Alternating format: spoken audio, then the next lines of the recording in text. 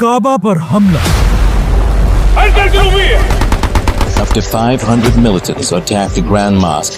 एक झूठा मेहदी, एक ऐसा वाकया जिसने पूरी दुनिया को हिला कर रख दिया।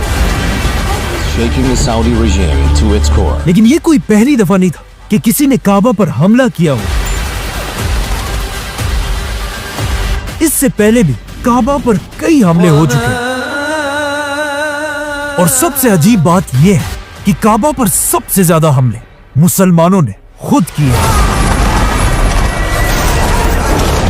काबा पर पहला हमला रसूलुल्लाह सल्लल्लाहु अलैहि वसल्लम की पैदाइश से पहले अरब के बहुत बड़े बादशाह अब्राहा ने किया था,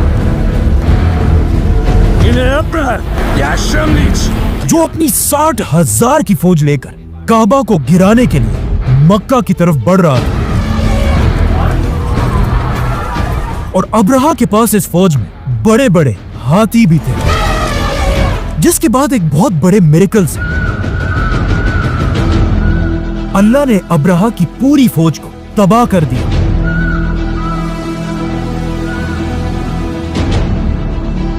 और काबा को बचा लिया, जिसे हम पहले ही एक्सप्लेन कर चुके हैं। अब अब्राहा तो इस पूरे हमले में काबा को कोई नुकसान नहीं पहुंचा पाया, लेकिन काबा पर दूसरे हमले में पहली बार काबा को आग लगा दी गई। और जिस बंदे ने काबा पर यह हमला किया उसे हम सब बहुत अच्छी तरह जानते हैं, और उसका नाम था यजीद। यजीद के बादशाह बनते ही उसकी फौज ने करबला के मैदान में इमाम हुसैन रज़ियल्लाहु तआला अन्हु और रसूलुल्लाह सल्लल्लाहु अलैहि वसल्लम के खानदान को बहुत ही बेदर्दी से शहीद कर दिया था।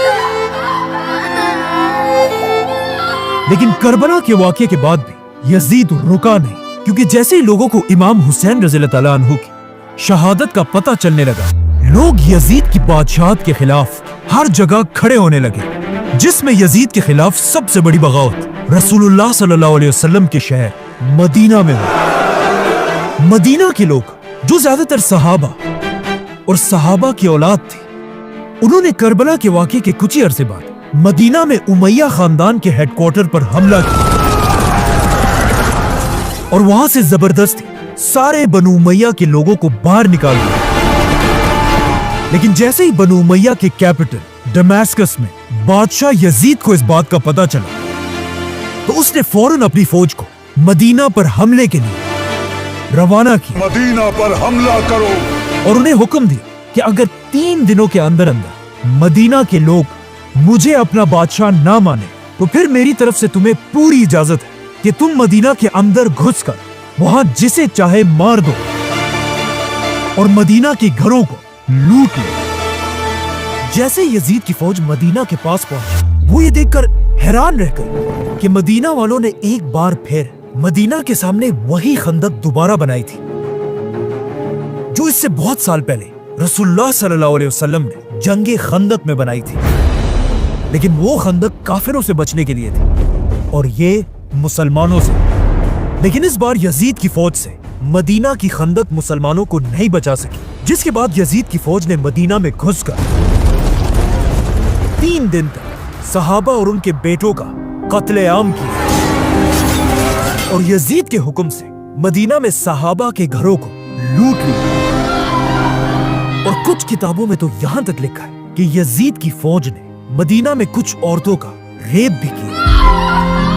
यजीद के इस जुल्म से मदीना से कुछ लोग अपनी जान बचाकर मक्का की तरफ भाग गए, जहां उस वक्त एक बहुत बड़े सहाबी अब्दुल्लाह बिन जुबैर रज़ियल्लाहु तआला अन्हु भी यजीद के खिलाफ खड़े हुए थे और उन्हें खलीफा मानने से इनकार कर दिया था।